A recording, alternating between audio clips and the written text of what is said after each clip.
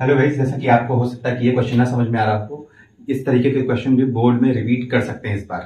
ठीक, क्योंकि सिलेबस बहुत शॉर्ट है पहले चैप्टर का, और इस तरीके के क्वेश्चन के रिपीट करने की संभावना फिर बढ़ जाती है। चलिए देखते हैं इसका सॉल्यूशन बिना किसी फॉर्मेलिटी के। ठीक है, सॉल्यूशन देखिए। सबसे पहले ये है हमारा, इसको क्या प्रूव करना है, इरेशनल। तो हम लिख लेंगे let us assume that 2 plus 3 root 5 is a rational number. So अब क्योंकि ये रेशनल नंबर है, so it can be written in form of p by q.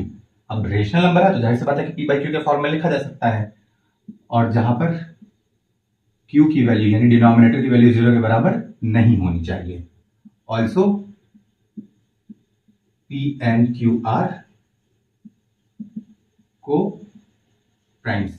को प्राइम्स का मतलब याद रखिए कि जिनका HCF 1 हो, या फिर और इजी भाषा में बोला जाए तो वो नंबर जो केवल 1 से कटते हों और कोई कॉमन फैक्टर उनके बीच में ना हो, मतलब दोनों नंबर सेम चीज से ना कटते हों। जैसे एग्जांपल, ये को प्राइम नहीं है क्योंकि दोनों 2 से कट रहे हैं, लेकिन 3/5 को प्राइम है क्योंकि दोनों 1 से कट रहे हैं।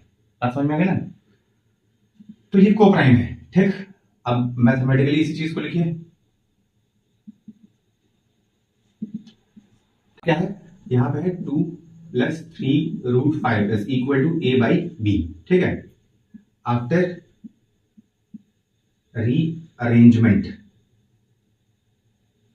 अब अगर रीअरेंजमेंट ऐसा करें तो हम लिख लेंगे अंडर रूट 5 और उसके आगे वाला 3 is equal to a by B है, ये प्लस है तो जाके क्या हो जाएगा माइनस।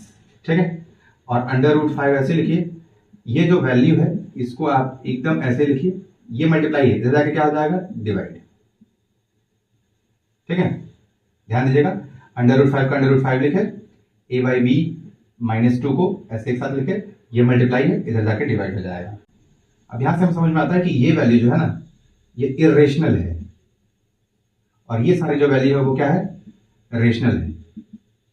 कैसे रेशनल है? क्योंकि देखो a और b इंटीजर है, ये रेशनल है, इंटीजर में से रेशनल माइनस करेंगे तो रेशनल ही आएगा, जाहिर सी बात है, और मल्टीप्लाई भी करेंगे तो रेशनल आएगा।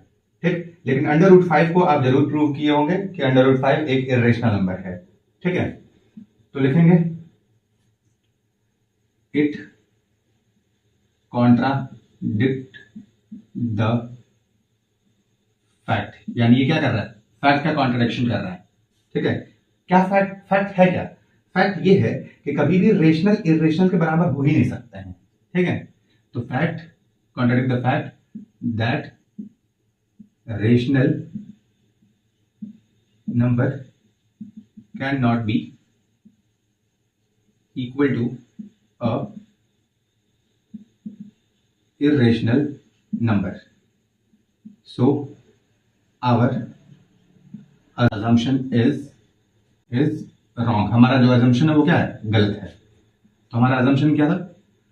assumption था कि 2 plus 3 root 5 एक रेशनल नंबर है, तो क्या हो जाएगा, सो 2 plus 3 root 5 is rational number. तो ये था हमारा पूरा सॉल्यूशन, जो कि आपको इजीली समझ में आ गया होगा, और ज़्यादा से ज़्यादा प्रयास करिए कि क्वेश्चन आप सॉल्व कर पाएं, क्योंकि बोर्ड है और बोर्ड में आपको बहुत तेजी से ज़्यादा से ज़्यादा क्वेश्चन सॉल्व करना, समझना और दिमाग में रखना होता है। इसलिए आप ज़्यादा से ज़्यादा क्वेश्चन जल्दी से जल्दी सॉल्व करिए बिना किसी टाइम पास।